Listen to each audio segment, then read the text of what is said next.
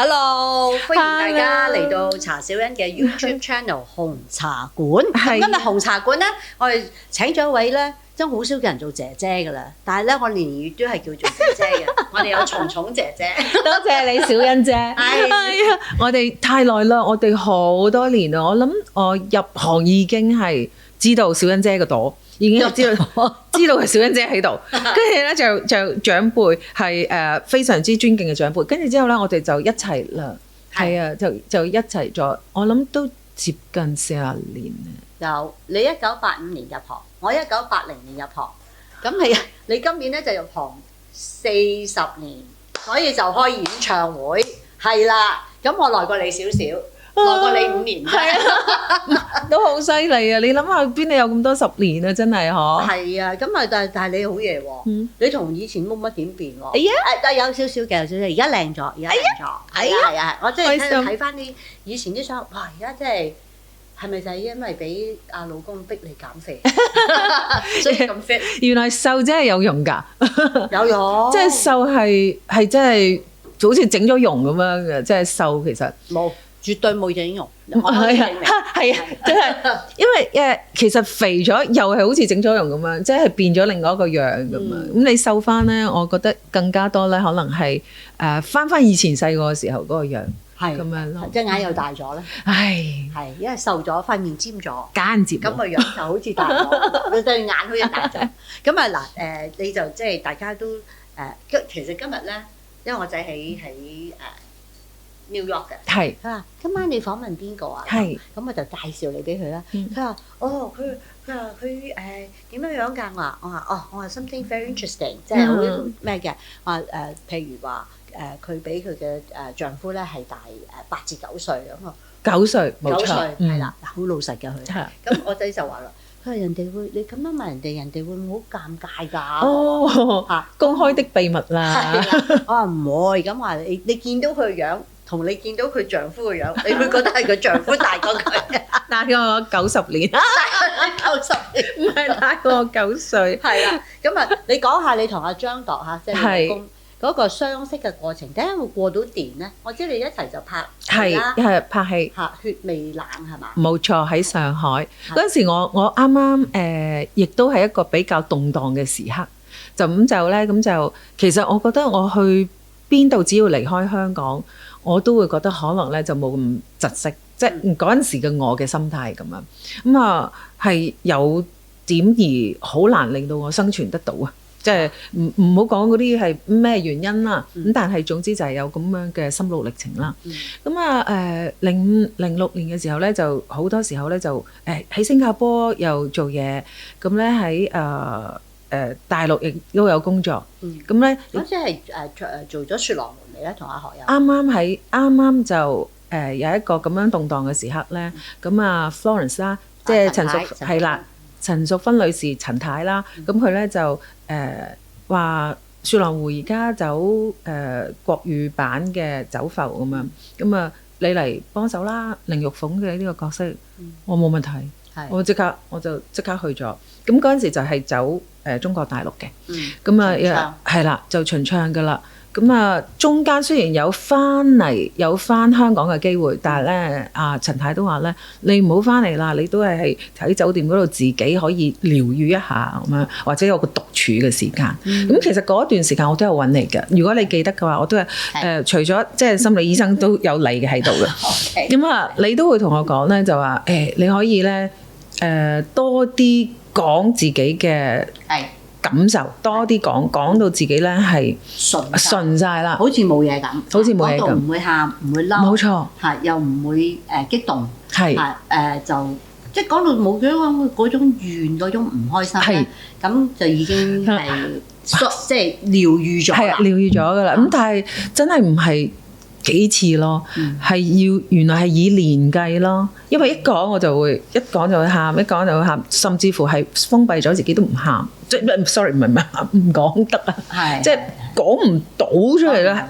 成嚿嘢係揞咗喺個心入邊，即係嗰嚿垃圾咧係點傾到都傾到唔出嚟嘅咁啊，咁有呢段咁嘅時間咯，咁啊OK 去咗大陸做嘢啦，咁跟住之後開始拍劇啦，咁啊亦都識咗佢啦。嗰陣時係07年，係即係做完雪狼湖，係啦，做完雪狼湖跟住就拍劇。咁呢個血味冷咧，會唔會係你第一部內地嘅電視劇啊？唔係內地嘅電視劇，即係已經拍咗幾部㗎啦。係啊，應該係。咁啊，anyway，但係我係同佢第一部嘅劇咯，即係我第一次係認識呢個，哇！去開會。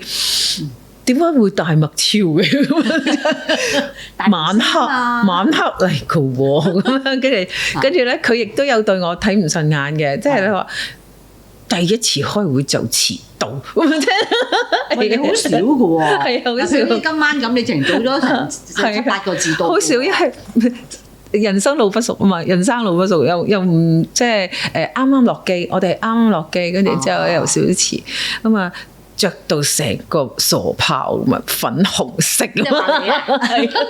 咦，咁似乎係不打不相識。係真係不打不相識。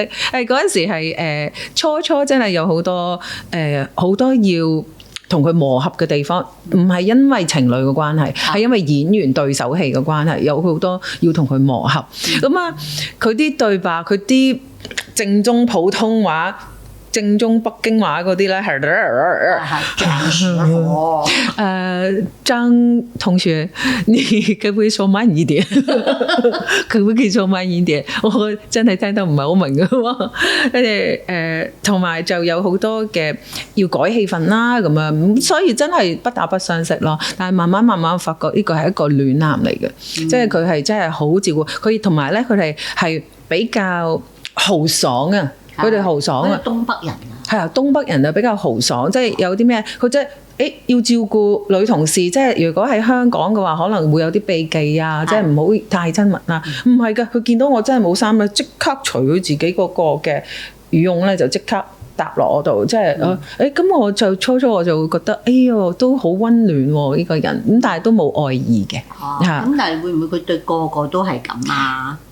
我唔知喎嗰陣時，我又冇深究啊。得你一個，係啊，得嗰個女主角啫嘛。咁啊，都有另外嘅女演員，就都有幾個女演員嘅。咁我覺得佢都真係都好溫暖，即係好幫人。咁啊，慢慢即係產生好感咯。咁但係我都未知㗎，因為佢太成熟啦個樣，同埋嗰陣時百度啊，又或者啊 Google 啊。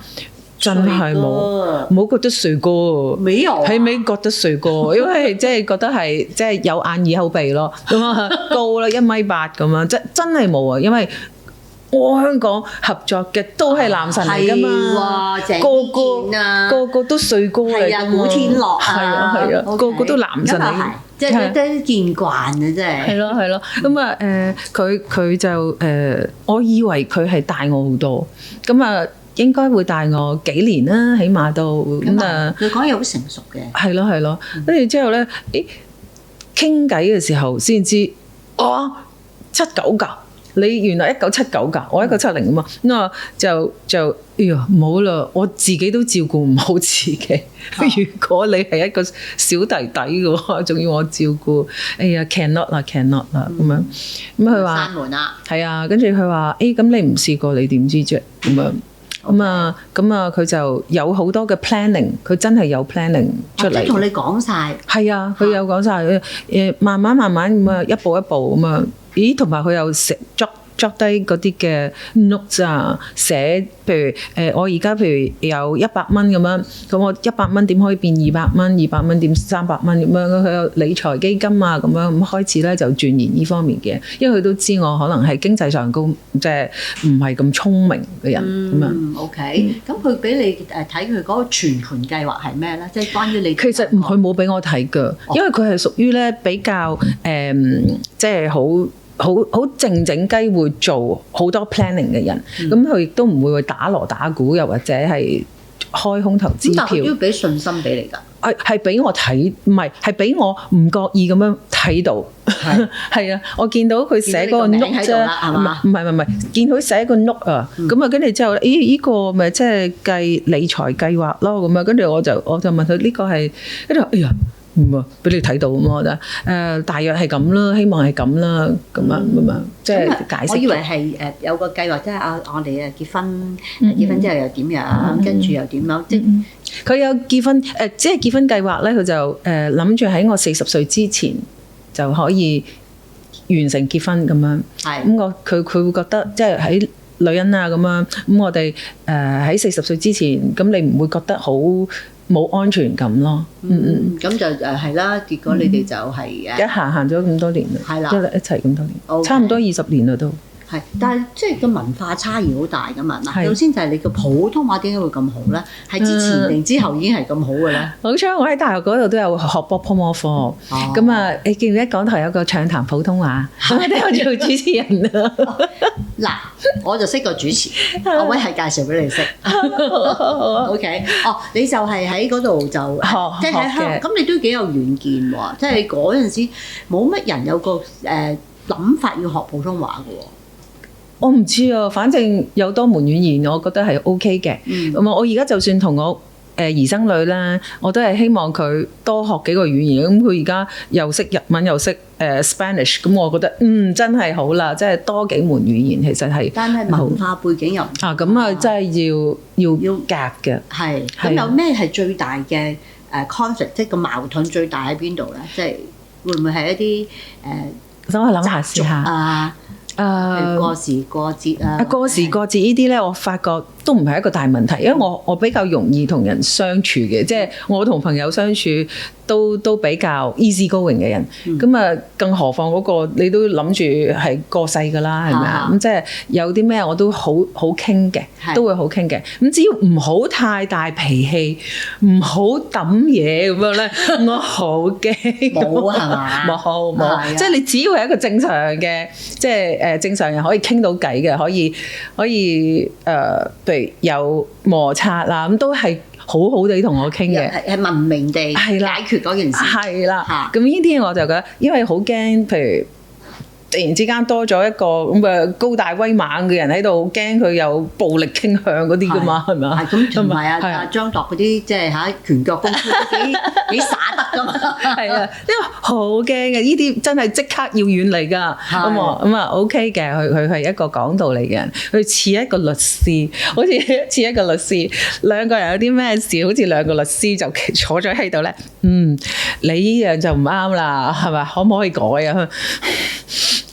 邊個？即係同你講。係啊，即係或者我同佢講，即係你可唔可以改呢樣嘢？呢個我覺得係咁樣，我接受唔到嘅。咁可以給我點時間。喂，幾好喎！你哋好似喺屋企都開 talk show 咁樣。係啊。OK，嗱，咁我咧就即係你頭先話張度好似一個律師咁，我絕對相信，因為咧我係俾過一啲即係有關文件俾佢睇嘅，佢俾嗰啲意見咧，直情我覺得哇，我好似同律師傾緊偈咁。你我真係睇佢即係細我咁多下，咁佢嘅邏輯性係好強嘅，邏輯性好強，同埋一定佢係對事唔對人嘅。係。咁但係會唔會有一個心理上嘅感覺，就係你會覺得啊，我大過佢即係喺呢個婚姻個關係嗰度，佢講咩都就下佢啦，即係佢唔係咯，同等噶嘛。突然之間又係要我照顧佢，冇可能嘅咁啊！呢個即係情緒上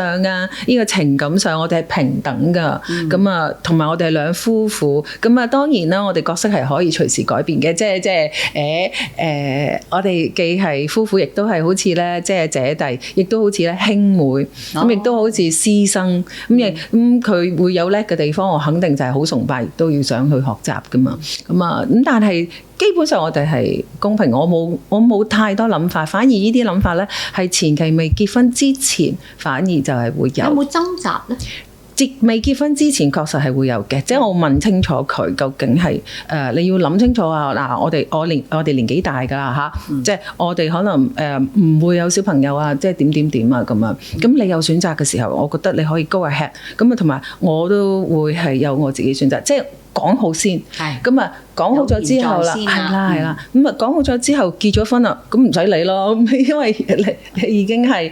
即係已經，即係一個關係協定咗噶啦嘛，呢樣嘢係啊，協定咗之後就唔會再翻轉頭諗呢啲嘢咯，應該再諗前啲嘅。譬如咧，我哋而家又父母啦，咁父母年紀又大啦，開始踏入80歲啦，我媽都80幾歲啦，咁呢個係要我哋要諗點樣去供養父母啦。即係我哋努力賺錢，你真係好孝順。陣間我哋講點解，即係嗱孝順就人都會係啦。但係你同你屋企嗰個關係，你可以咁孝順咧，呢個好難得，亦都係你個磁場嘅效應嚟㗎。原來天生㗎呢啲，天生㗎，係啊！陣間我哋慢慢探討呢樣嘢嚇。咁啊經濟方面啦，你一定要作出一啲嘅即係計劃嘅，一定要有計劃嘅，係有儲備嘅。咁有幾多個錢啊、經濟啊，係真係支持父母啊？我梗係唔識啦，係佢啊嘛，咁咪交俾佢咯。咁我依啲嘢就交俾佢，我咧就進行我嘅創作靈感咯。譬如歌啊、舞啊，譬如煮下飯啊咁啊，呢啲都係飯，我好中意，即係為人妻子係啊！你點樣即係盡你個婦道啊？我覺得呢個係唔強求㗎，即係唔係話我結咗婚，我一定係嗰個女人一定要做一定係煮飯，我係做家務、負責家務，咁唔一定嘅。即係邊個有長處同埋你係有興趣，咁你咪做咯。我嘅興趣真係中意煮飯嘅，係啊，我有睇你啲片，係啊，我真係中意煮飯，同埋咧我好中意咧就係佢享受我煮嗰個飯咧，即使好難食佢都好享受咧。我即係有鼓舞啊！即係呢個我係開心嘅，所以我咪喺同埋我哋好中意家宴啦，即係好似小欣姐咁樣都好中意喺屋企食飯，我就中意呢啲啊！請人翻屋企食飯，係啊，喺屋企可以 free 啲啊嘛，即係好 relax 咁樣，咁所以就中意喺屋企住。哎呀，點樣擺盤啊？買咩呢啲碟啊？你知唔知我奶奶咧喺我屋企咧有數過我啲煲㗎，我都唔知自己嘅煲有幾多個。我奶奶係數完之後咧喺屋企咧係宣佈就係松松，你居然那麼多鍋，你居然有40多個鍋，即係幾個煲。咁你係每一個有唔同嘅作用嘅，冇錯，係啊，跟住因為我老公知我咧唔買包，即係唔買包又唔買鑽石，全部啲錢買晒煲，買晒嗰啲碗碟沙不冷餐。OK， 除咗40幾個煲之外，有幾多碟幾多碗？係啊，好多㗎，即係要好大個櫃裝晒佢咧。我覺得好開心，好幸福。咁第日送嘢俾你就係送啲煲啊，可以。有咩神曬？係啊，即係好中意啊！真係同埋酒杯啦、杯啦，嗰啲杯嘅形狀啦，一靚嗰啲咧話鏗鏗聲，話聽話晶瑩通透，我真係又中意。OK，係啊，有冇數過有幾多隻酒杯咧？係慢慢數俾你聽，慢慢我去你屋企幫你數啊。OK，咁你最叻係煮咩？即係你個拿手好菜係咩？我而家好叻煮紅酒煨呢個嘅牛尾，紅酒煨牛尾，係啊，咁平時嗰啲花膠湯啊，呢啲我覺得已經係即係手到拿來㗎啦，犀利啊！即係我真係好驕傲咁樣講，我真係得㗎，我要試下先，係啊，辣椒仲有。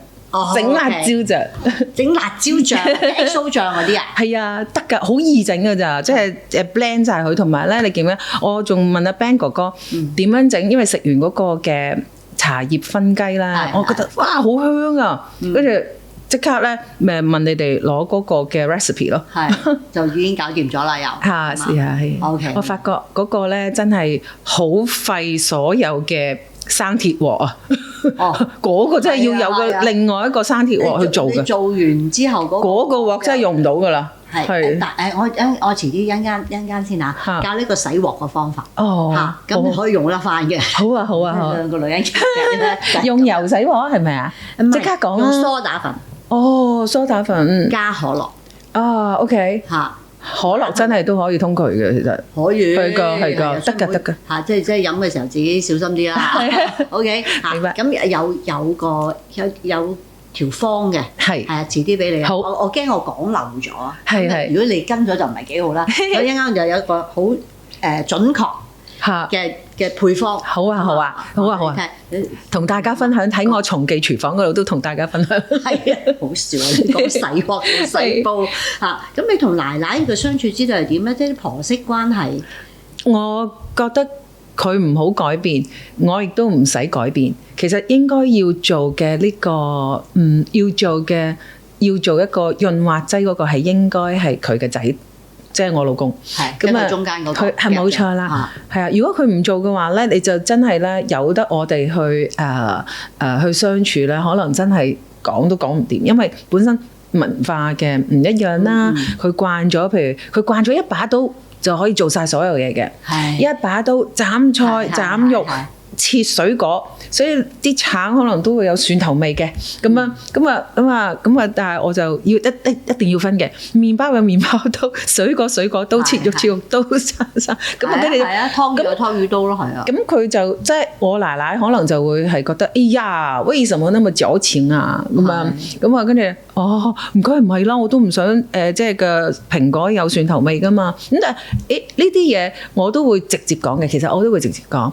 咁但係如果佢係真係對我會有啲諗法啊或者咩，咁佢梗係同佢老公講啦。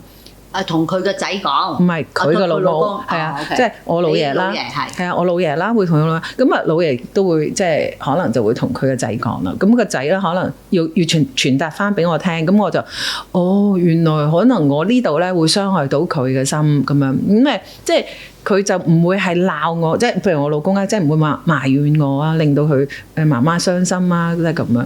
我覺得OK 喎，一定要有個中間人嘅喎，咁亦都要係中肯地傳達訊息，即係唔好加鹽添醋，咁啊令到兩個人係一個即係健康嘅溝通關係啦。咁你有冇同你奶奶咁坐喺度，就好似你同阿張度咁講嗱，我哋咧就要減，我哋又唔好減嘅，有冇咁樣嘅？唔得㗎，因為我奶奶係一個好感情嘅人嚟㗎，即係佢會係即係好感性㗎，佢會可能咧，佢會覺得你哋做細嘅係唔應該咁樣同我講嘢嘅。咁都係。係啊。你個尊卑個觀念好深嘅。係㗎。咁我有咩資格咁樣同佢即係我同佢仔可以咁樣啫？咁但係你奶奶嚟㗎嘛，即係你同阿媽媽就話啫，我同我親媽媽就話啫，就可以即係發脾氣又得，咁啊跟住之後係啊難聽啲嘅説話，我阿媽可能就耳邊風嗰啲，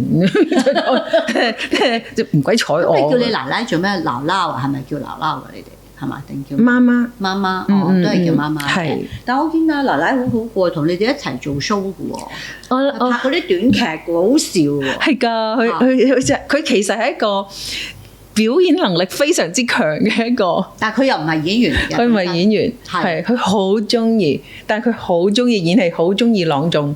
即係所有你如果可以想。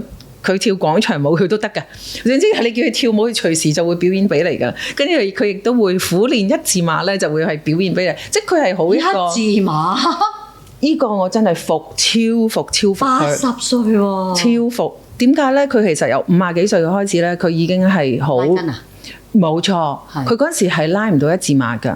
佢50幾歲嘅時候，其實我識佢嘅時候。佢係59歲，佢應該係差唔多我呢個年紀應該係，冇錯，係啊，大過你而家，係大過我而家。咁啊，佢係即係手腳唔係好靈活咁啊。咁佢就要挑戰佢自己，佢就日日拉筋，60幾歲嘅時候，佢已經可以一字馬咯。跟住即刻表演俾我睇，我有佢好多相㗎，即係表演俾我睇㗎。係啊。咁有冇逼到你都要去練翻佢一字馬？我都準備，我都準備，練得切咧，即係下個月演唱會可唔可以做到？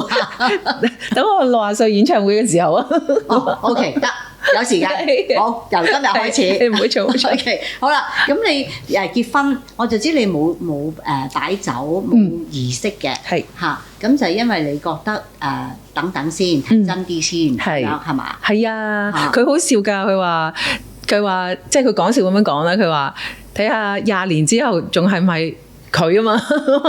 咁到期時先再擺酒咯。我諗唔使啦，都20年啦都。20年。就年20年啦，我07年18。我07年識佢。07年識，但唔係結婚嘛。我哋結婚10年，係。係咯，咁就即係大概15、16年啦。差唔多啦。係，咁有咩慶祝活動啊？哦，嗱，你應該40週年應該係好似係2月份喎，係喎，下個月冇喎。哦，係啊，就開演唱會嗰陣時慶祝埋啦，係咪？係咯，因為而家我成個嘅腦咧係全部都好 focus 喺演唱會，我要記歌詞、記 steps 咁樣咯。咁啊，呢啲慶祝活動冇所謂嘅，即係儀式冇所謂嘅，呢啲都係我哋幫你搞，我哋幫你搞。咁你記歌詞，但係嗰啲歌全部都係你啲首本名曲嚟啦，除咗有阿雨神幫你寫嘅新歌之外，係嘛？係咁啊，唔係嘅，因為佢陳少琪啊首歌，陳少琪就係松伶呢一隻歌咯。咁啊，雨神幫我寫曲，少琪老師咧就幫我寫詞。咁啊，有松伶呢一隻歌。咁啊，但係佢會重新將我以前，因為嗰啲都好老嘅歌嚟噶嘛，譬如好似小調啊，咁你小調都30年代嘅歌嚟㗎，佢要重新再 rearrange 咧，係我哋我仲要係習慣下嗰個嘅新嘅編曲咁樣，咁所以同埋仲加咗好多唔係平時唱嘅小調。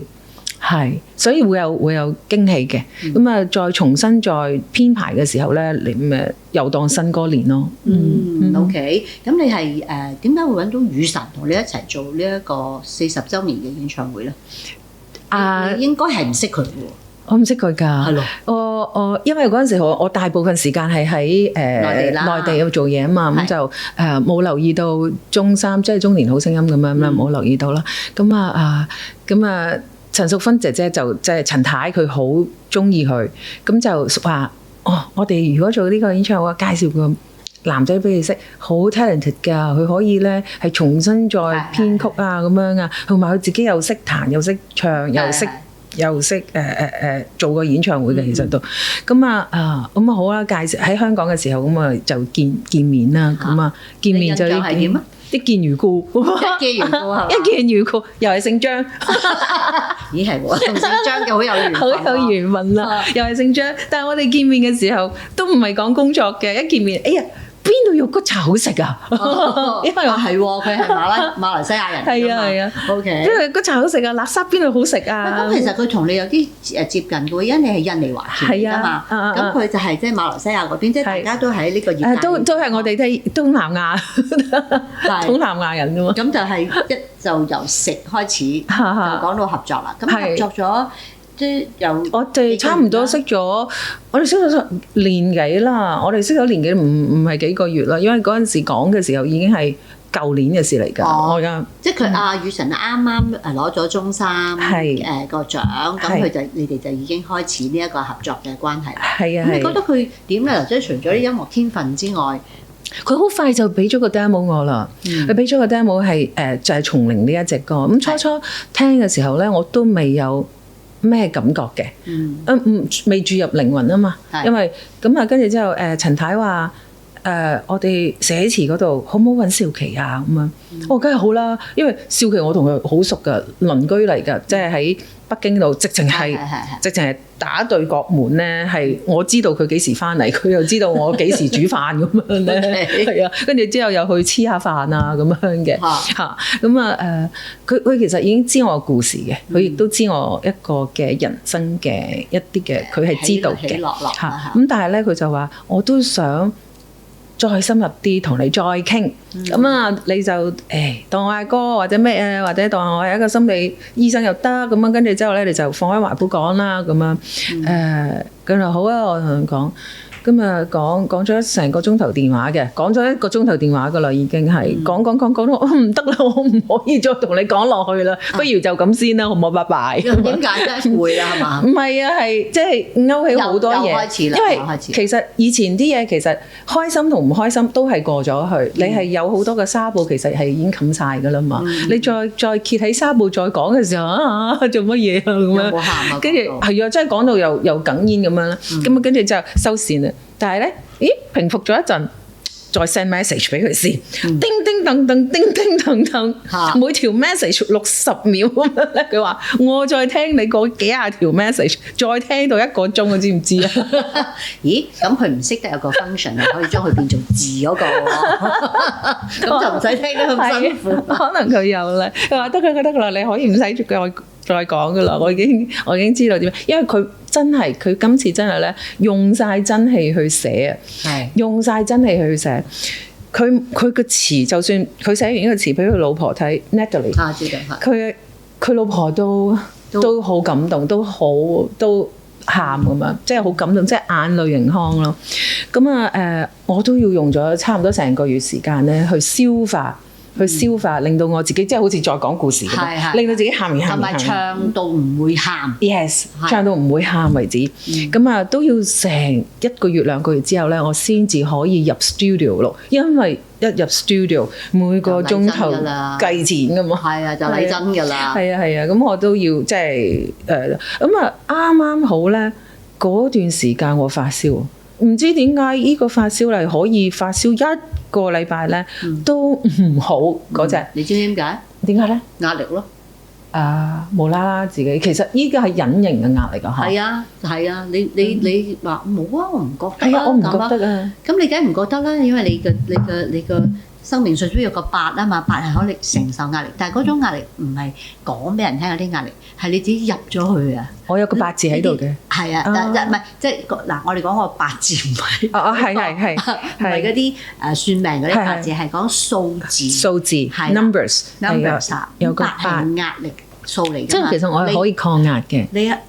你就抗壓抗到自己入咗去。嚇就唔係有啲人就覺得咩壓力大啦，我瞓覺啦，我唔做嘢啦，我而家好大壓力啊咁啊嘛，咁嗰啲咧就卸咗咯。卸咗。嚇，我哋呢啲頂住。得嘅。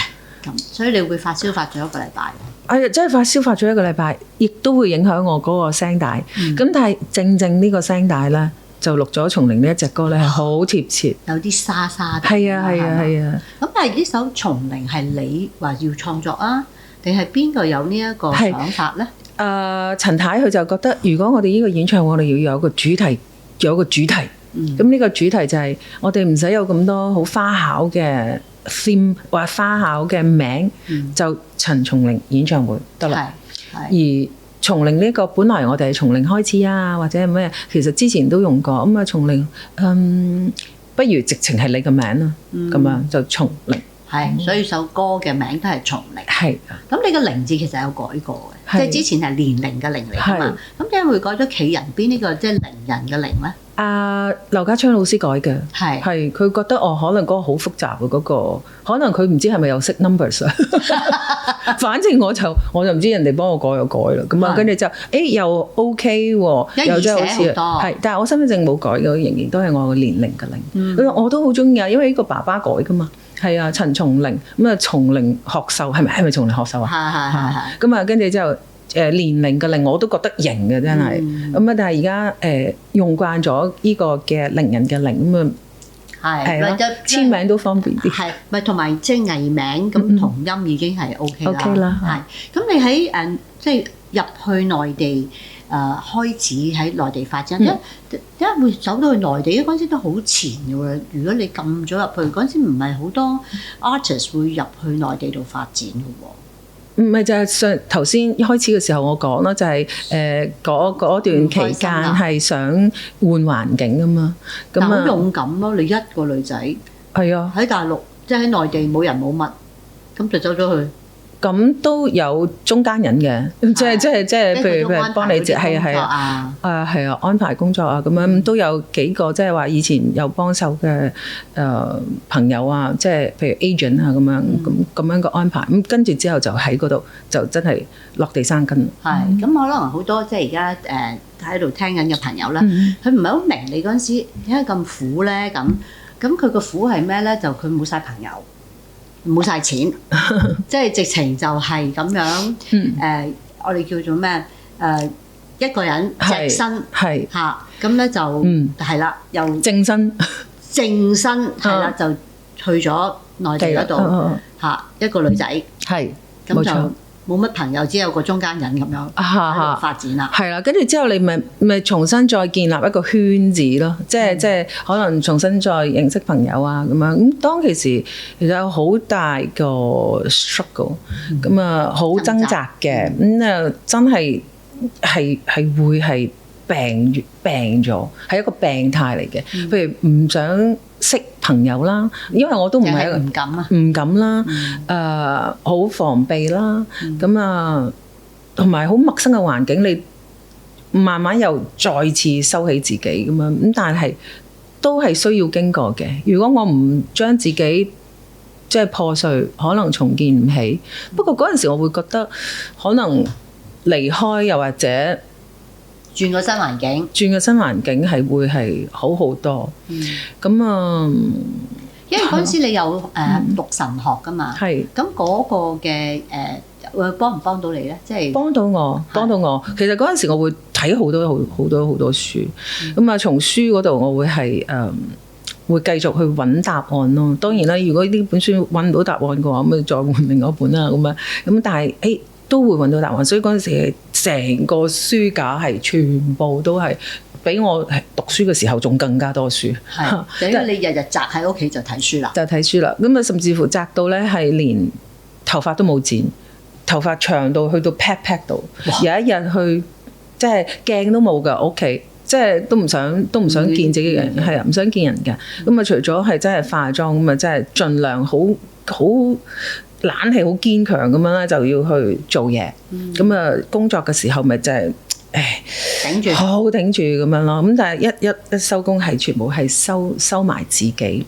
嗰段時間係生病嘅。係幾耐咧？呢個又？以年計，差唔多有10年時間咯，8至10年咯。10年，哇！咁就直喺呢段期間係唔見人啊！即係香港朋友就算揾我咧，我直情係飆汗流汗嘅，因為咁樣。驚啊嚇！係啊，我連咧去街咧係都手心流汗嘅，即係一過馬路咧，我係捉住阿張度。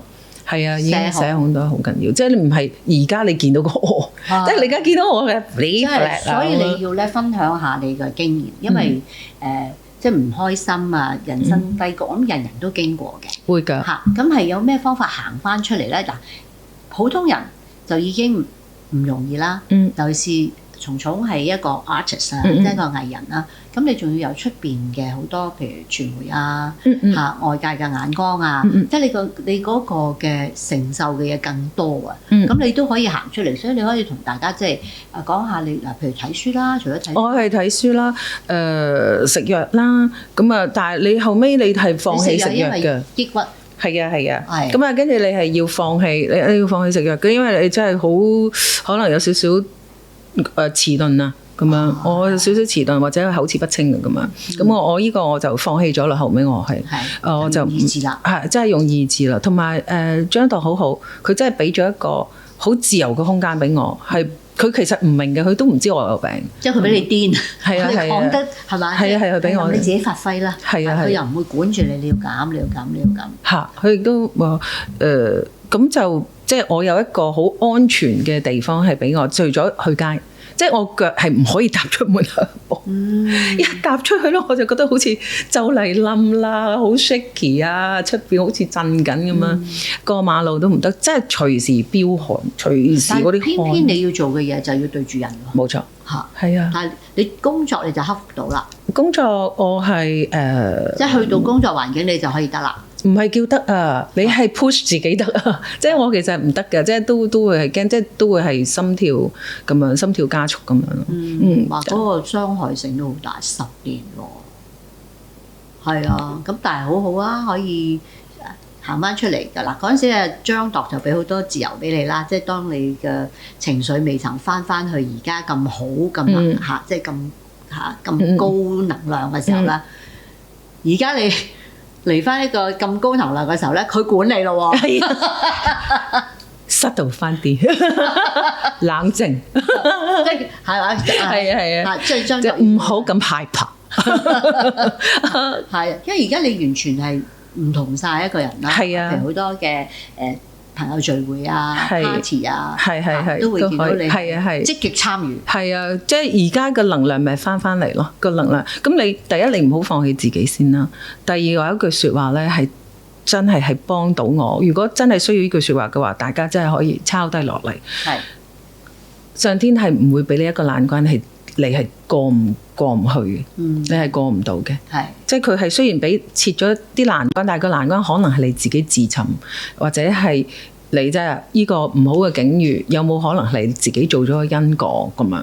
咁但係永遠你要記得，唔會有一個欄杆你跳唔過㗎。你只要知道其實有回頭路㗎，仲有好多嘅方法㗎。咁就係呢句係即係撐住我嗰幾年咯。係。咁我哋成日話就係話上天閂咗你一道門，佢自然會開翻另外一道門俾你嘅嚇。咁你嗰道門就開得好靚啦。係啊，即係好似係考驗下你係過到關啊！過到關俾啲幸福你啦。就有即係綠茵草地咁樣，有啲花花草草開始出嚟啦。咁你覺得而家自己好幸福啦？呢個幸福，我覺得我都係自己爭取啦，同埋咧係好多身邊嘅好好嘅，譬如我好好嘅長輩啦，好似陳太啦，好似係我嘅路程之中，仲有好多人真係會錫同埋會俾嘅信心俾你，亦都唔會俾壓力我啦。咁啊，當然我先生係一個好大嘅一個支撐啦。咁仲有我嘅細佬妹啦，對我係無條件咁樣去信任同支持啦。咁個係好難得。但係你同你細佬妹其實都分開生活咗好一段長嘅時間㗎喎，係因為嗰陣時你同你屋企係即係我哋講得直白啲，即係決裂咗㗎嘛。係呢個有呢啲咁嘅誤會產生，咁啊即係細個時候可能承受唔到啊，咁樣亦都唔太了解啊，唔太了解父母嘅一啲嘅難處啊，咁就會有啲咁嘅事情發生。咁但係發生咗就係發生咗㗎啦，咁就你點樣去修補啊？咁呢個咪就係睇互相嘅誠意啊，同埋係咪真係好善意想去修補咯？係啊，咁譬如你俾啲方法俾大家，或者講你自己嘅親身嘅經歷啦。因為其實而家好多年輕人同屋企嗰個關係都係即係一陣時你唔明白嘅時候，係唔明白，係啦。咁你嗰陣時就係因為你想讀書。唔好講我任何啲原因或者啲嘢啦咁樣啦。咁但係如果真係出現咗嘅話，我覺得係嘈交係冇用嘅，因為我可能我係唔係屬於一個嘈交能者。同埋嘈交只可以令件事更差，佢會令佢更好嘛。係啊，同埋第一次做父母，即係人哋都係第一次做父母，即係譬如我哋嘅父母都係第一次，我又係最大嗰個。咁啊，我亦都係佢哋可能我哋70年代比較係即係窮苦啲嘅，即係嗰陣時係要再去即係經濟比較有壓力嘅，咁啊唔係一個富裕嘅家庭，咁啊當然啦，亦都唔係一個好中等嘅家庭啦，係低過中等啦，咁大家係佢哋都辛苦嘅，掙扎，係啊，佢哋都掙扎㗎，係咯，咁呢啲如果我早啲理解，或者我早啲知道，或者用其他嘅方法嘅話，可能會好啲，但係冇得翻轉頭講嘅，係啊，既然發生咗，所以就係想你喺度分享你呢個經驗。等而家即係睇去到你嗰陣時嘅年紀嘅朋友，就會聽到你咁樣嘅分享嘅時候，就會話明啊，知啦，我覺得係應該係善意啲咯，即係用一啲嘅比較溫和啲嘅方法咯，如果可以即係咁樣好好地傾偈嘅話，我會覺得係應該係可以更加好嘅。所以其實年輕人係可以試圖係多溝通、多了解，或者係點解要咁樣呢？或者點解呢？我有咩可以幫到你呢？如果可以試下用咁嘅方法咯。係，咁你後尾隔咗咁多年，10幾20年，咁樣點樣同屋企又即係好似而家咁樣好融洽咁樣喺翻埋一齊啊？個修補過程係點嘅咧？修補過程係你抌呢個橄欖枝出嚟，即係。我覺得係因為都有愛，即係其實互相都有愛喺度嘅。係咁就但係要有一個人行破冰先得㗎。咁唔係就係當我確實係啦，我都缺失啦，佢哋亦都係缺失啦咁樣，咁就我覺得係即係真係善意咯。其實我唔知啊，其實我唔知係邊個行邊個先，我其實都唔知㗎。即係好自然咁就發生咗啦。係啊。咁因為好似你話齋，有一道門閂咗，另外一個門開翻，咁樣係好自然嘅一個事嚟嘅。咁多年啦，由幾多年開始人哋叫你做蟲蟲姐姐啊？自從兒歌之後，係自從兒歌之後，咁你覺得點啊？即係哇咁多年都做姐姐喎，開心呢個 term。尋日咧佢哋有個表演節目啦，嗌我蟲蟲，我話我唔係蟲蟲，我4個字㗎。跟住佢哋就即刻嗌蟲蟲姐姐，咁聰明啊！好聰明嘅大家都，即係你好 enjoy 呢個蟲蟲姐姐呢個，好舒服咯。我自己都覺得舒服，人哋一嗌我都覺得好窩心啫，好舒服啦。無論係 auntie 嗌又好，小朋友嗌又好，即係我都中意呢4個字。你咁多年咧，頭先講咗啦嚇，你同啲咁多靚仔咧成日合作過啦嚇，即係數得出嘅，你都有同佢哋拍過檔，而且係情侶檔添啦。咁你同邊一個嘅即係友誼啊係最深㗎？個個都好其實可能大家唔係好知道，我其實同阿黎耀祥比較可以傾到好多嘢。黎耀祥嘅合作係邊一套劇啊？水餃皇后係。其實《天涯歌女》有佢㗎，佢都係我哋明月社嘅其中一個。未咁即係，你係柴狗嗰陣時仲未做柴狗嘅角色。係咁咧就跟住就水餃皇后又係同佢，因為我覺得佢好靈活，佢係演員入邊，我覺得係靈活嘅，因為佢真係科班出身，佢真係演藝出身。咁啊，我其實摸爬係點講啊？摸爬滾打，摸爬打滾 no 唔係嚇，即係我係摸索嘅，係啊，我邊做係啦，邊做邊學咁樣咧。我係冇一個正統嘅一個演戲嘅方法。咁但係佢同我對戲咧，佢會係有佢試幾個表情俾我，同埋佢會試好多個方式，佢可以10條剔係10個唔同嘅。咁啊，我覺得好神奇啊，好叻啊，哥哥你即係嗰啲咧，咁即係好仰慕啊。咁啊，即係佢會係有好多嘅方法論咁樣。咁我就即係從佢呢度咧，我好似開咗少少竅。咁啊，黎耀祥而家都喺內地嗰度即係多啦，佢哋喺度生活啦。有冇一見過啊？有冇約下見面啊？我哋差啲即係見面㗎啦，同一個綜藝，同一個綜藝，即係內地嘅綜藝。咁啊，但係就咁啱就我飛走咗，佢先至入嚟咁樣咯。有好似前幾日又撞到。係，咁你翻嚟香港啦，有冇見翻以前啲拍檔啊？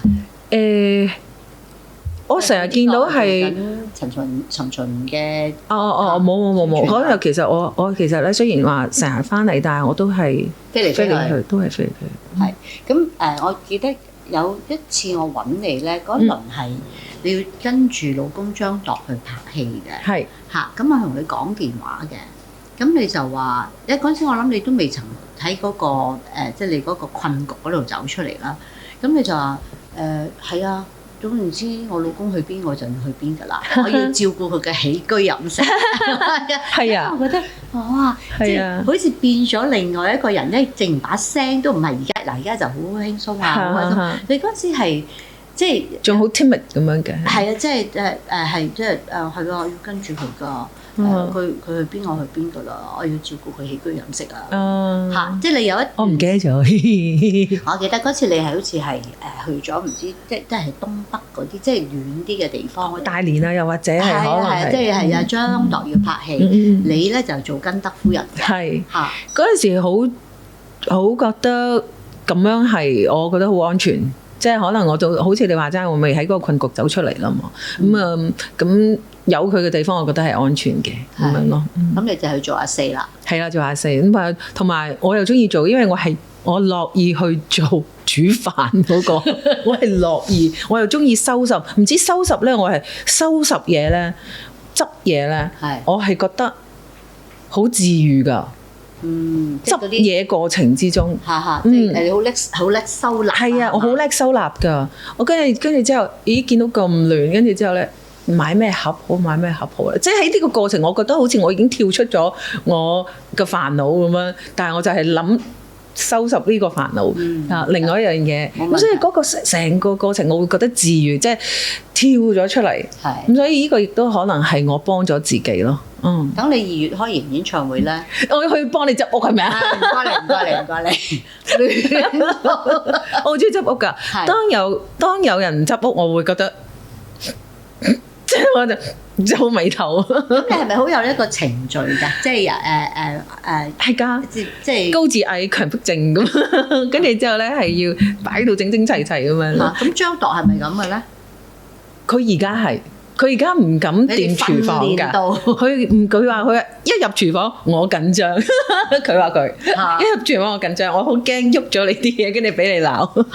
咁譬如衣櫃啊，係㗎，房啊嗰啲，係㗎，我執㗎，我要每一件衫咧都有個塑膠袋，仲要係透明嘅，咁咧就防塵、防燈管曬黃咗啲。白色衫係啊，呢啲我都好中意啊！呢個治愈嘅，即係好治愈嘅，你執屋係。咁你會係嗰啲即係成日抌嘢嗰啲人啦。哦，咁啊唔係，我老公咧就成日抌嘢嘅，我係成日好中意儲，即係好懷緬嗰啲嘅。我就算你知唔知我賣咗架車啦，我都會喊嘅，對住架車嗰啲咧，我好即係有感情啊！即係，所以有個盒，除非係嗰啲快遞箱啦，咁我唔會儲嘅。咁但係鞋盒我都 keep 住。咁屋企咪要好大，即係裝嘢咯，係裝咗。咁啊不過之後都覺得即係唔應該咁嘅，即係唔應該嘥啲地方。咁跟住之後就真係有會係做一次嘅大掃除咁啊。係，咁啊嚟緊又過年啦，咁啊預備要派利是咯噃。係啊。係咁樣啊！即係係咪要即係一沓咁樣？係啊，年年都係咁啊，係咯，之前都係咁啦，而家都係咁。我結咗婚係要俾利是咁啊，嗬，係咪啊？係啊。但係我有問過㗎，結咗婚可唔可以收利是喎？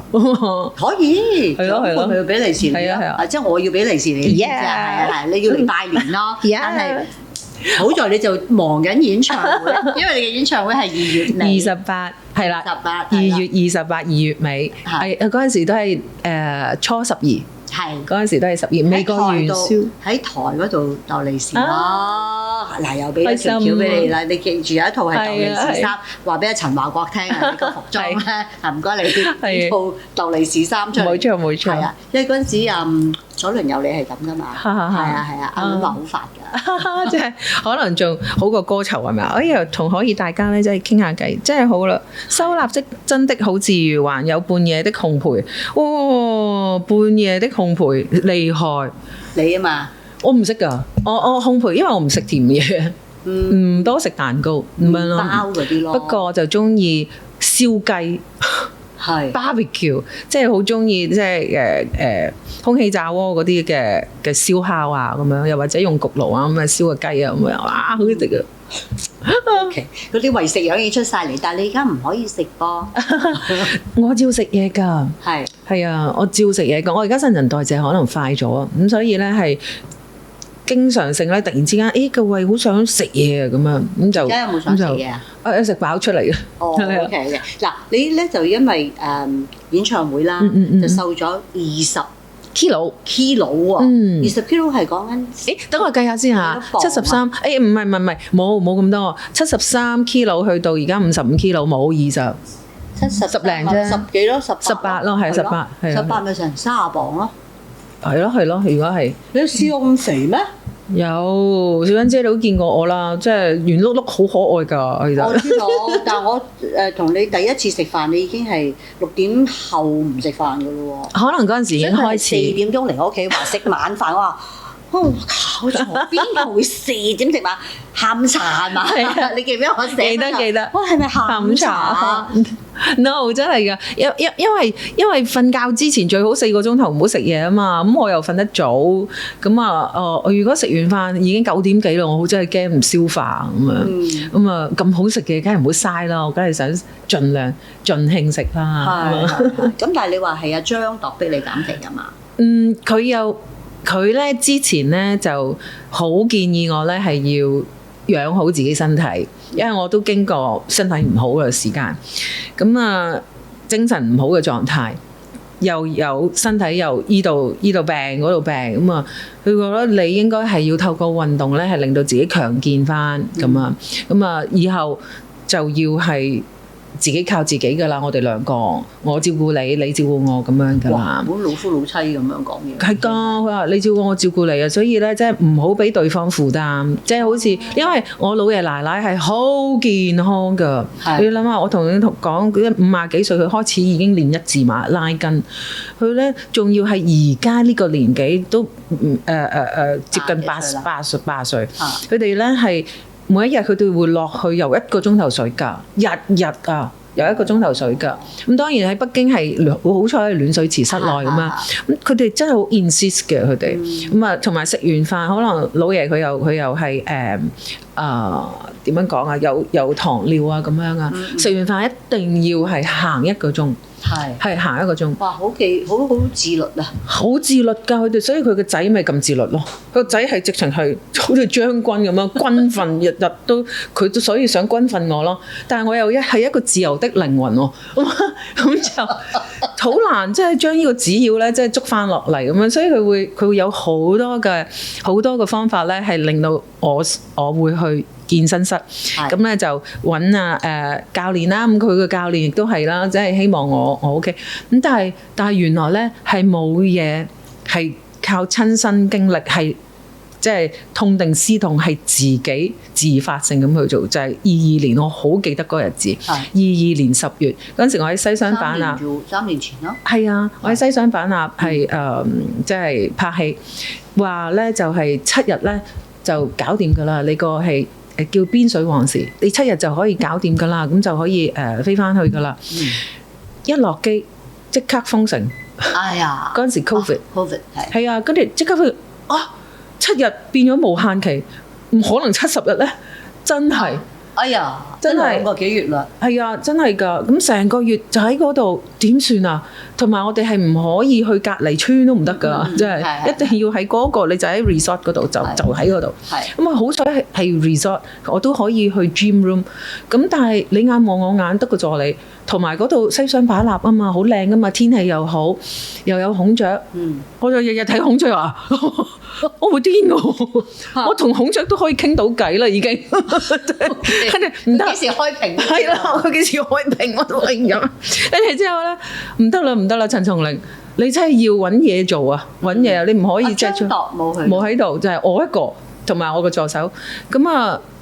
我話我哋兩眼對兩眼真係唔得噶，我哋不如去 gym room 啦，我哋去跑下步啦，因為我哋出唔到隔離街都出唔到，咁不如我哋就喺嗰個嘅係啦，喺個小區喺個 resort 嗰度嘅個 gym room 係唯一開嘅係嗰個，咁啊做運動，開始做運動啦，咁就咧係令到自己係暢快啲，因為你除咗運動就冇嘢做噶啦，咁就食嘢，餐廳都唔開，你日日就食青菜。咁就開始咗，我覺得我真係要精神狀態又要好，身體健康又要好，都係做運動。自此真係痛定思痛，原來冇嘢咧，係嗰陣時嘅時勢係逼到你咧，係要做。咁啊，由嗰陣時開始，我就73 kilo 就開始慢慢，即係我其實係慢慢嚟，我唔係一下子 drop 嘅。咁我就差唔多咁3年嘅時間，咁先到今日嘅呢個磅數咯。哦，即係咁都唔係好關阿張度事啫。咁啊，佢過程之中魔鬼教練咁，佢唔善良㗎。佢訓練你個係啊，佢一啲都唔即係落手好重㗎佢。喺呢度咧，跟住之後咧要舉要瞓喺度做推啞鈴啊嘛，要推啞鈴啊嘛，成日都要幫我加一條片，再加一條片，即係再加個石一磅，係啊，又要再加個 kilo， 再加個 kilo， 我舉唔到啦，同埋好危險嘅。如果冇佢喺度咧，真係會跌落嚟，所以佢一定要做個支撐。咁佢啊好中意，佢好中意即係訓練我。睇啊，你講得啱，呢3個字好重要，真係好中意訓練我。咁佢覺得有成功感，跟住之後開始咧就越練咧，佢就越上癮啦，咁啊，跟住不可收拾，真係魔鬼嚟嘅，咁啦。咁除咗體能上咁訓練你之外，有冇其他嘢佢都訓練你㗎咧？佢話唱歌係佢訓練我嘅，唔係嘛？你有冇？喂，你俾佢睇翻你15歲攞冠軍。佢話我唱得麻麻地嘅，佢話佢一定要訓練我，你就要聽我咁樣係咁樣唱就啱㗎啦，好鬼搞笑。我就當佢呢個講笑話㗎咯。OK，咁佢喺你嘅演唱會會唔會表演一曲咁咧？真係唔知，因為佢而家係唔放人劇組仲未放人，要係差唔多，應該係28號2月28啊嘛，我係佢應該係26先知。係好問啊，係。咁如果佢翻到嚟，你梗係好開心啦。係。但係如果佢要做嘢，佢都冇辦法㗎。係啊。咁係你哋好明白嗰個即係冇得話嬲㗎，嬲咩啫？又冇得唔開心。係啊，冇得唔開心㗎。咁好啦，除咗雨神之外，咁你嘅演唱會仲有啲乜嘢係即係得意㗎？係啊，嘉賓我哋有兒歌嗰 part， 我諗你哋應該會估到。不過賣個關子先，兒歌嗰 part 係好開心嘅。等我先嚇，製作團隊大家好冇？OK，sorry，都想知你同佢講咩？你快啲彈出嚟，佢係啊，sorry，真係嚇。OK，好。有一 part 就係兒歌嘅。嚇，有一 part 兒歌，有一 part 小調，即係會係幾特別嘅咯。咁電視劇主題曲咧？係啊，又有一 part 嘅。嗱，咁你嘅成名之作咧，即係首本名曲就係《天涯歌女》。你覺得會唔會有啲好似你嘅寫照咁？冇諗過啊！我係拍戲嘅時候，我就覺得即係《天涯歌女》係天涯咯，係即係天天喺度拍戲咯，即係天捱，天捱住拍戲。嗰陣時唔知攰㗎，佢後生啊嘛， 10幾歲咋，係啊，即係17都未成年添啊，仲要未成年㗎，係啊，咁18歲成年啊嘛，我都未夠18歲，咁啊拍嘅過程係好眼瞓，又要返學，跟住之後返 TVB， 跟住放咗工0630呢個時間，我係喺 TVB 我重新認識時間觀念。06原來有30嘅，30 24小時啫嘛，原來仲有25小時。0630唔係6點半啊，係啊，係朝頭早06，朝頭早6點，係過埋夜晚嘅24點，再去6個鐘。係啊，再去6個鐘。叫做0630啊，真係。係咯，唔係佢哋唔明嘅要游水，咪朝頭早6點半咯。係啊，我都係嗰時啊，真係唔係啊。嗰個係講緊30個鐘。係啊，30個鐘喎。咁啊，30之後翻屋企沖涼洗頭換翻校服，8點鐘要翻學噶啦嘛。咁啊，翻學。瞌眼瞓，係啊，瞌眼瞓。不過老師因為知道我已經係雙腳行走啦，即係雙線行走，又要讀書又要做嘢，咁啊即係咁佢哋都好諒解，即係好了解。咁我中眼瞓嘅時候都唔會話我，甚至乎都好照顧我，好幫我。咁啊終於咁樣就中五起碼考到會考啊咁樣。係，如果唔係你都讀唔到神學啦。係啊。咁你啲同學咧點樣睇你咧？啊，明星啊咁啊！我之後譬如我 matric 嘅時候咧，我係換咗第二間學校咧，佢哋好照顧我㗎，直情係好似全班都係我經理人咁樣嘅。咁啊有小低年班啲同學咧，可能會係已經嗰陣時已經出咗天涯歌女啦嘛。有低年班啲同學咧，就會衝上我哋嘅教室咧、課室咧，就會係想跳舞俾我睇啊，唱歌俾我睇啊，又想見我啊咁樣。咁我啲同學咧就會喺個門口度，得啦，你哋翻去自己課室啦咁樣，即係充當我經理人。到而家我哋都一齊嘅，即係同啲同學，我嘅同學，好多年咯喎，好多年咯。起碼都30幾年啦，有5年出道，15歲廿幾年，有20幾年。哦，咁佢而家都當你係當年嘅蟲蟲咁樣係嘛？係㗎，即係會。係咯，咁佢都有佢嘅人生噶嘛，咁我嘅人生我只不過多咗一個嘅角色係一個歌手，咁但係佢哋都有嘅，佢哋可能變為人哋嘅丈夫啊，變為人哋嘅妻子啊，跟住之後有小朋友啦，可能亦都係有佢哋嘅人生軌跡，咁但係我哋嘅人生軌跡係可以共存噶嘛，咁但係我覺得藝人呢個嘅角色唔係話真係一個美麗嘅衣裳，咁我都係過翻一個正常人嘅生活啫。咁你咁細個入行咧，咁你會睇到好多嘢啦，即係咁會唔會就對人有防備啊？即係唔好講秘密俾人聽啊！你咪睇咗？我係冇防備心噶嘛，個 number 少嗰度，我係分唔到。但係我覺得你分唔到邊啲人嚟幫你，邊啲係來者不善。係啊，係啦。咁但係我仍然我覺得我都會係即係你以真誠，即係你同啲同學一齊，咁佢問你好多，譬如佢最中意嘅啦，就睇咗咁多娛樂新聞。喂，阿邊個同阿邊個係咪真嘅？我成日俾人問啲咁嘅問題。人哋嗰啲嘢我通常就我真係唔知㗎，係啊，我自己都唔睇新聞。係啊，所以佢哋問，可能佢哋知得多過我，應該係我問翻佢哋嗰個係咪真㗎啊嘛？跟住佢哋就會話：誒喺嗰度個 source 呢啲講過咁啊，但係真唔真唔知即係佢哋都會係，其實我問佢哋多啲。咁而家你都冇留意，冇乜點睇裏邊嘅新聞嘅？係啊，好少留意，因為第一我唔係太前線啦，我只不過係一個藝員啊。即係演員啦，同埋歌手啦，即係我會只會一心係只係顧掂自己啲嘢，咁啊多一啲嘅，譬如我同小欣姐熟啲嘅，可能就會多啲知小欣姐啲嘢咯。但係如果唔太熟嘅，我又好少睇新聞。但係傳媒會唔會俾到一種壓力俾你嘅咧？即係你咁多年，即係出邊譬如講有真有假啦，新聞都係，咁有啲係煲水㗎啦。咁呢啲對你有冇影響㗎？以前係有影響㗎，以前唔識咁調解自己，而家我同自己和平共處，就通常我都唔係好 care 㗎咯，即係唔係好介懷，唔係好介懷㗎啦。係，咁但係呢啲咁嘅新聞啦，真真假假都好啦，個傷害性會有幾大咧？即係最傷嘅，你唔使講邊件事啦嚇，最傷嘅係你個反應係點咧？反應冇啊！嗰陣時就都已經出走香港啦，都已經嗰陣時已經最大嘅反應出走香港啦，即係唔想聽、唔想知、唔想諗、唔想嚟。咁咁我哋好開心啦！即係阿松松今日翻嚟屋企，翻嚟啦，係啊，咪同埋佢都係咁開心、咁活潑啊，係仲係咁愛笑啊！呢個幾好啊！咁同埋佢。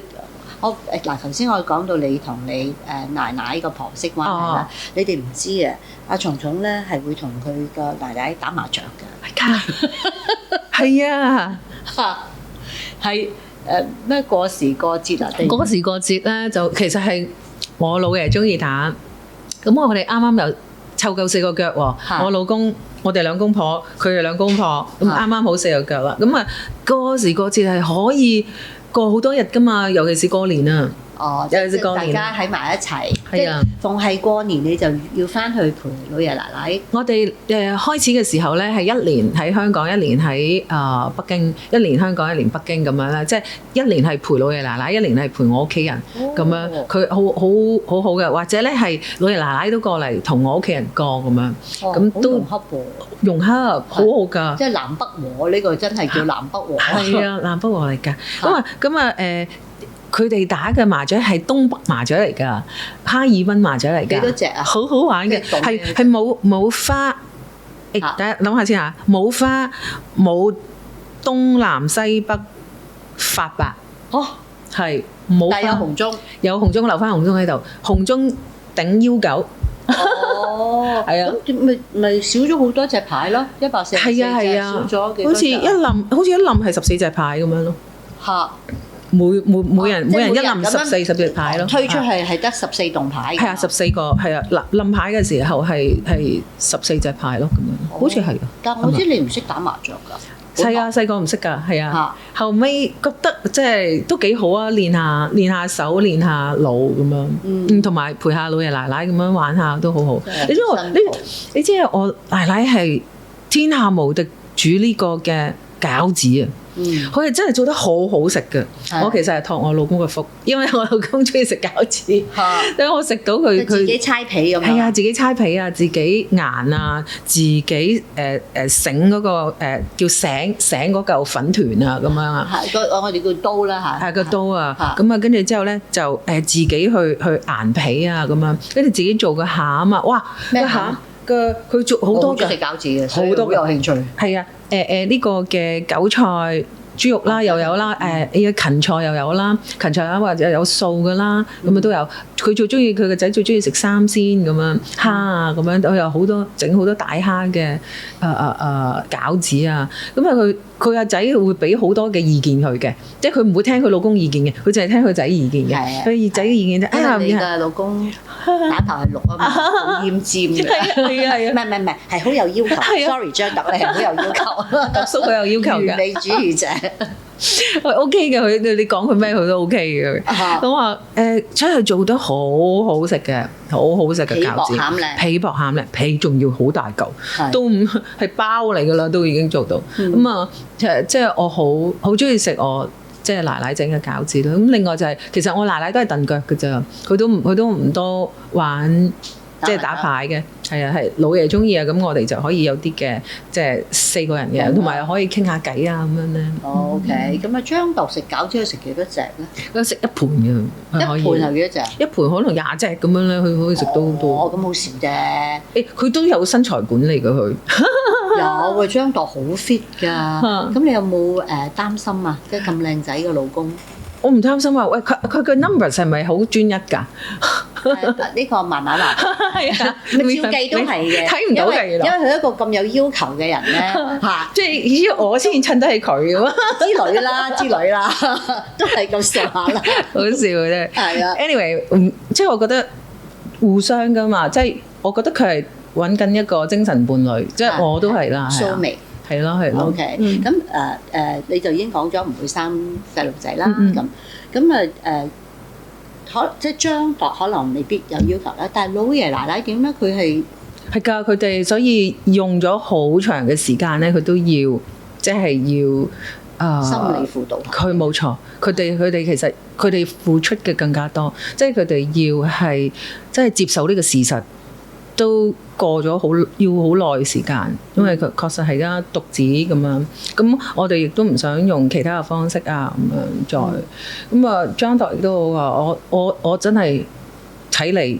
你自己覺得中意小朋友，你想領養啊或者乜嘢啊，呢個我即係都可以，即係佢好 open minded 嘅。我張度就係咁啊，老爺奶奶係有一段好長嘅時間要適應先得。咁你點樣同佢哋即係嗱？咁你又知道佢哋想有個孫咯喎，但係你又交唔到貨住啦，係嘛嚇？咁你點樣去同佢哋相處或者講呢個話題咧？會唔會好避忌？大家都係張度要做嘅功課嚟嘅，其實咁啊，就係到最後尾我都會係有一個嘅，即係我可能我講得好少咯，我唔係講得好多，係有張度。係交代成件事咁樣好多時候都要講嘅，好多時候都要安撫啊，都要講嘅。咁啊，滲下佢哋終於明白，其實到頭來我哋要過嘅都係我哋兩個人嘅生活，係屬於我哋兩個人嘅生活。咁就即係之後我哋兩個互相扶持，只要我哋可以互相扶持，咁就好 OK，係嘛？我哋而家都係要照顧父母，咁所以我哋以照顧父母為主。你都見到我哋真係有做到出嚟，咁佢慢慢就會知道佢嘅幸福感其實唔係嚟自孫嘅咯，佢幸福感係可以嚟自我哋兩個同埋佢哋兩個咁樣。哦，呢個好好喎。係啊。咁但係喺結婚之前就實有好多反對聲音㗎啦。冇反對聲音。哦。係啊，反而我反對。我同張度講，我反對，我覺得你應該可以有另外一個選擇。係。咁你得到嘅反應係咩咧？佢覺得我係選擇你咁樣，咁我哋一定要攜手做。所以呢個係其實結婚之前已經講定嘅。咁啊講好咗，咁唔再翻轉頭再去諗呢啲事咯。應該要向前看㗎啦。係啊。但係你冇覺得成件事好奇妙啊？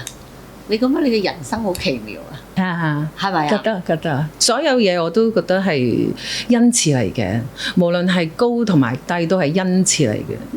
因為佢嘅低係會令到我知道自己嘅弱點喺邊度，唔好再犯，因為再犯真係要刮自己即係刮自己一巴噶啦。你嘅弱點喺邊度咧？哦，我唔係我自己嚟得啦，我對自己狠啲嘅，即係嗰幾個啦，我嘅缺失數啦。哦，係，即係嚇分唔到邊個嚟，即係整蠱你咁啊。咁而家我會係更加感恩係。我會更加珍惜真係無條件去愛我嘅人，佢哋真係無條件愛我，同埋真係無條件幫我。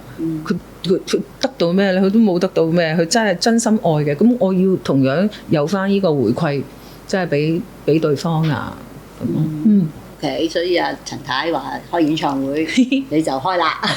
呢反應添啦。OK，咁你咁啱呢段時間就你雪狼湖嘅男主角學友係就佢啱啱開完啦，佢開咗200幾場演唱會啦。好叻啊！係啊，咁你有冇去睇啊？有冇趁住？我未喺度，即係未翻到嚟。係啊。OK，但我好多朋友去睇。咁啊，翻嚟有冇聯絡阿學友咧？冇喎，佢冇。嚇！佢而家得閒啲，會唔會請佢睇你演唱會？係啊，好啊，好似請得喐嘅話，打電話俾佢咯。好啊，好啊。咁你同圈中人嗰個聯繫啊，即係你有冇保持一個好緊密嘅聯繫？而家好咗好多啦，而家會方便好多添，WhatsApp 啊、WeChat 啊咁樣都好方便。以前真係會難啲，下下人又唔知飛咗去邊度，個個都好似。個個喺唔同城市咁樣比較難啲，咁而家都有咁樣嘅經常性聚會啊，咁同埋咧係寒暄啊，即係 WeChat 啊、WhatsApp 啊咁樣都方便，同埋有好多嘅場合都會係碰見啊，咁又再傾下咁樣，同埋特登約飯都會㗎嚇。咁你即係離開咗香港一段幾長嘅時間啦，你翻嚟香港第一件事係做咩咧？記唔記得？即係你成10幾年，即係你盡量都唔翻。嗰個都好似嗰個係10年前，即係10幾年前嘅事咯。嗰個咧，我哋0515咁啊0515係咯15年嘅事，即係都10幾年前嘅事嚟㗎啦。我唔記得咗，好似係去咗食雲吞麵，可能係都係食，係啊，好似食雲吞麵，好似係啊，係啊，最緊要都係食係嘛？係啊，咁啊，所以而家我見你做直播，你好多都係食嘅，係㗎嚇。咁可能有啲即係有啲朋友唔知道啦。咁啊，蟲蟲咧就係有開網上直播嘅，係㗎。你得閒可以 click。好啊，嗰個好似係WeChat 嘅直播嚟㗎，係嘛？WeChat 嘅直播係啊，就同阿張度兩公婆係啊 CP 行 CP 係啊。咁點解會諗到做呢樣嘢咧？因為你之前一路都冇做開網上直播㗎。之前有做開，之前好早期嘅時候，好似 Covid 嘅時候都有做開，不過就慢慢好似係形成咗一個幾好嘅模式之後咧，係即係穩定咗喺視頻號嗰度，即係喺 WeChat 嗰度，咁就係呢個比較可能亦都舒服啦，同埋合作方亦都比較好有誠意，咁所有嘢都好均真，咁就呢個合作模式好好。之前都有同好多其他嘅公司合作咧，就唔係唔好，即係唔係太開心。係啊 ，OK，係咯，唔好，但係冇令到對方，即係冇令到大家好唔開心。咁就我哋都會係好來好去咁樣。不過就係嘅合作，總之就唔啱咯。咁好多人就好怕兩公婆一齊做嘢嘅，因為大家即係大家都係藝人啦。大家都有自己個主觀嘅睇嘢嘅方法啦。咁你同阿張度一齊做直播，會唔會有啲拗撬㗎？有，好明顯，我哋甚至乎喺直播嗌交，耍花槍㗎係嘛？唔係㗎，我真係唔俾面佢，佢都唔會俾面我。即係有嘢咪直講咯，同埋好真實㗎嘛，即係好真實嘅一個反應係啊，即係我哋係 live 嚟㗎嘛，即係唔知點解咧，即係我發覺係同佢嘅相處，我哋係咯，係好即係好真嘅，即係亦都唔會有任何嘅咩掩飾啊咁樣。咁但係會唔會收咗咪個情緒都仲喺度帶翻屋企㗎？唔會喎，我係都幾快嘅，即係我哋講咗出嚟就唔會帶情緒。咁大個人，我咁大個人，我仲而家，我覺得佢會就你多啲咯。係嘅，佢都幾就。因為你冇義啊嘛，佢有義啊嘛。義係咩？義就係説話。係啊，因為你係 blunt 對屋企人啫，對出邊人好好嘅，即係係啦，好 nice 嘅。但係一退到屋企人咧，就嗰個磁場就嚟啦。係啊，跟住之後就因為相信佢哋係唔會嬲我嘛，屋企人唔會嬲我，所以對屋企人就會係即係放鬆晒所有嘢。係咁啊，因為張度有義啊，佢 talkative 定係話外交官識得同人相處係啦，識得同人相處，好有耐性，好有韌力。真定假㗎？即係佢係咁嘅咩？佢個耐性係咩？佢個耐性係聽人講嘢啊！咁佢聽嘅，係啦，佢聽人講嚇，咁同埋佢一聽，佢即刻可以分析到comprehend 到，佢即刻理解咗，理解到佢知道你想講咩，and then 佢就會同你溝通得好好啊，係啊，佢 OK 㗎。係啊，所以佢我哋好少，所以點解我話我中意同佢相處？佢理性，佢好理性，即係佢唔會話亂發脾氣嗰啲咧。我好驚唔講道理嘅人。哦，咁係人都驚㗎啦，邊有人中意人哋唔講道理？但係佢真係超講道理㗎，佢係。係，我知，我有同佢傾過偈，佢係好成熟啊，即係如果佢係後生啲，我就會話佢係好老積咯。係一個好 gentle 嘅人嚟嘅。係啊，因為冇錯，即係所以似兩個律師傾偈。咁係啦，結咗婚，人哋話有7年之癢，有冇試過？我諗我次子要多過佢，即係養可能喺我養嗰度，即係我都即係，但我又冇個，我又飛咗佢啦，即係，但係好少咯，冇乜嘢。我唔喺呢啲事情咧打滾花咁多精神嘅。我覺得如果要變心嘅話，真係就變咗。好似佢話齋，如果我真係要變心嘅話，我係唔會暗啞底嘅。即係如果佢係唔會有情人嘅，佢唔會係暗啞底嘅，或者第三者咧，佢唔會嘅，因為係唔中意大家爽爽快快，即係講清楚咁樣。係，即係佢話如果我真的不愛，我真的是就直接就跟你就會分開啊咁樣咁。所以我哋係唔會諗咁多呢啲嘢咯。東北人性格啦，佢真係好率直啊，好率直啊，係啊。咁啊冇乜，佢係冇乜陰暗面咯。佢就算好陰暗面就係對我咯，對你點啊？魔鬼。魔鬼係啊！你自己講話，你而家你哋係進入咗魔鬼期喎？點解咧？魔鬼期即係佢咪就係成日要訓練我，即係成日要管我、管理我管我唔可以食雞皮，咦少食啲。跟住日你知唔知我哋咧係嗰啲嘅 WeChat 嗰度咧係冇談情説愛嘅，全部都係咧佢 follow 人哋嗰啲咩資訊啊，跟住呢個咧健康啊要食啲乜嘢，跟住之後咧係呢啲嘅飲食習慣啦，1、2、3、4、5、6、7、8。咁我哋講一句 I love you 得唔得？有冇啊？冇。咁會唔會你講多過佢啊？係啊，即係會係咁樣咯，好鬼好笑嘅。但係佢又每一晚佢都會係video 嘅，係 video call，直情係 video call。即係一陣間我哋傾完偈，係啦，你就臨瞓前永遠都會有個 video call。朝頭早嘅時候咧，未瞓醒啦，都未洗面咁樣，有個 video call。即係早晚佢會有一個 opening 同 closing。幾好笑，咪但好 sweet 啦！佢係有規律嘅人嚟嘅，係啊，即係唔使你揾佢嘅，係啊，唔使佢揾你㗎，係㗎，好有安全感啊！呢個係㗎，好 OK 㗎，佢呢方面，佢仲埋咧，佢知我開工唔會接電話咧，佢就打晒我啲 ABCDEFG 咁，打晒所有人電話咧去揾我嘅，係記住話俾佢聽，我而家揾佢啦，咁啊，跟住之後，所以我身邊譬如我喺公司啦。所有佢係有晒佢哋嘅 contact 嘅，係啊，佢有晒佢哋嘅 contact。總之佢要揾到你，佢一定要揾到我。呢個係佢個安全感嚟嘅。可能係，佢要 make sure 我係，所以你話7年之癢，我諗我會係出軌嗰個多啲嘅，真係。係。咁佢嗰陣當初點樣同你求婚嘅咧？即係好浪漫嘅。係啊，佢求婚嗰一下係好得意，即係我好中意收拾屋企噶嘛，嗰陣屋企咧，我修理緊水喉，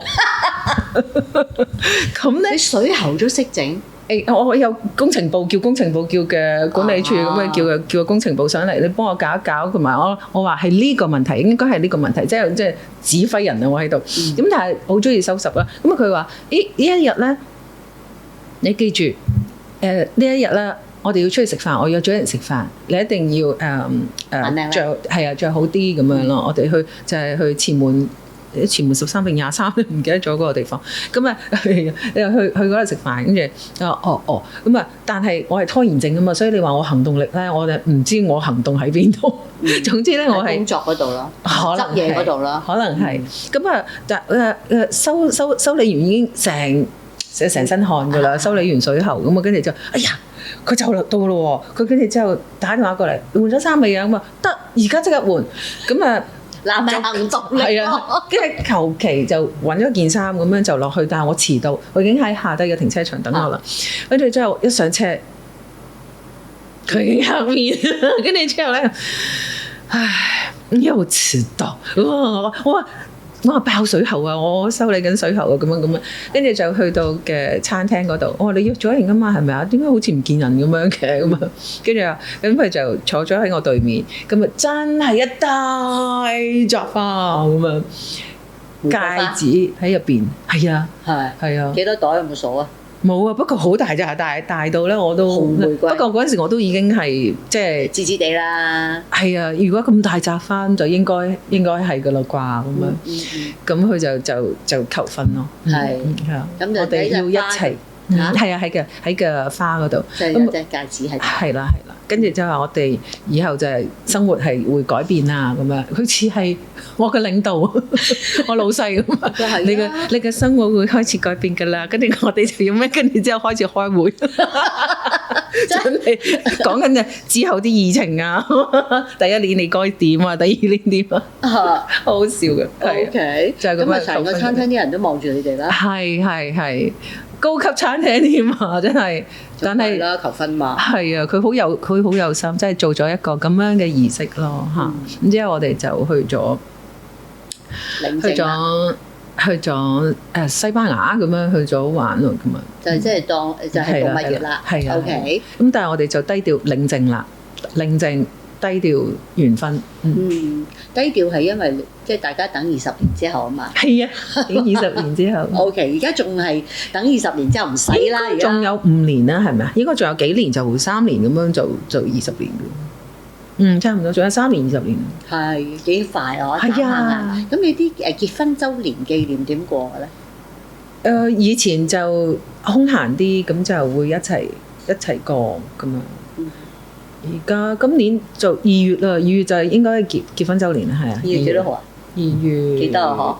我記得，唔講得㗎啦，因為我銀行密碼係呢個嚟㗎，唔講得啊。喂，你好中意個2字喎，嗱，因為你21號出世㗎嘛，咁你就1月21啦，121係啊，121啦，咁然後又2月就係咁巧喎，係喎咁巧啊，2月份會唔會係2月21啊？唔係銀行密碼嚟㗎，唔好再問啦。幾好笑啊 ！OK， 咁啊，通常係你會記得，我會記得，係佢會佢除咗我哋生日之外，佢連佢阿爸阿媽嘅結婚週年都唔知，係我知。哦，即係你好新抱啊嘛，即係你就要去發起呢一個即係一齊慶祝啊嗰樣嘢啦。係啊。咁好啊，咁啊老爺奶奶都非常滿意呢個新抱啦。希望啦。咁嚟緊啦，2026年係2月28號開完演唱會之後，跟住嗰個安排係點啊？我將會有一個嘅音樂劇喺上海。好。係啊，咁啊就將會參與呢個音樂劇，係一個女性自主嘅題材，即係要自強嘅一個題材。我哋而家興大女主啊嘛。係一個女性要自強，咁就其實呢個真事嚟嘅。佢係改編啊！你記唔記得有一個嘅少婦55歲嘅時候，佢就離開佢先生，亦都安頓咗佢嘅女。佢個女已經結咗婚啦，即係有家庭㗎啦，叫出走的決心。而佢自己咧就去開嘅大卡車，周遊穿州過省，去過佢自己想過嘅生活。咁係咩咧？即係去到度識唔同嘅朋友。係啊，識到唔同嘅朋友，過以前佢好嚮往嘅自由嘅生活，呼吸自由嘅空氣。因為佢先生唔係一個惡人嚟嘅，可能不過咧係一個嘅舊社會一個嘅乜嘢都係個女人做晒啊。咁啊，佢即係好辛苦為咗頭家，佢犧牲咗太多啦，連佢自己嘅興趣啊、時間啊都冇。佢會為咗呢頭家去付出咗佢嘅55年嘅呢個青春時間。咁啊，佢之後佢就覺得應該要過翻佢自己嘅生活啦。咁啊。你就係做呢一個角色啦。係啊。咦，同你個年紀好 match 喎。係啊，我56歲。即係佢仲細1年。係，但係佢而家大㗎啦，佢應該60幾歲。咁你演嘅時候有冇一啲嘅即係好似對照咁啊？會唔會？未知會寫成點？佢請咗韓國團隊咧去重新寫個劇本。咁啊，而我哋再賣個關子咧，就係我哋嘅連嘅用 rock 去唱，因為呢個音樂劇好似 Mamma Mia 咁樣，好似 Mamma Mia 咁樣，係比較 rock， 而所有嘅 musician 係全女班。哦，着西裝，好型。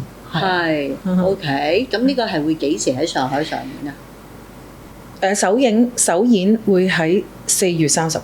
4月。咁你一做完呢一個演唱會，即刻就要翻做彩排啦。3月1號就要入組。4月30號睇下可唔可以去？好啊，睇下先。好啊，5月份啦，其實5月份就會係正式公映。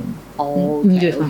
好期待啊！我哋好啊！咁今日咧就好多謝陳松伶啦，我哋嘅松松姐姐，因為佢咧就真係好忙啊！我係啱啱插針先插到呢個期啦，就捉到佢嚟同我哋傾咁耐偈啦。咁同埋亦都有好多個內容咧，其實松松係冇即係冇乜點樣公開講過，即係啲嘅心路歷程啊。同埋我好想咧陳松伶嗰個經歷嘅唔開心嚇，你唔好理佢咩事先啦。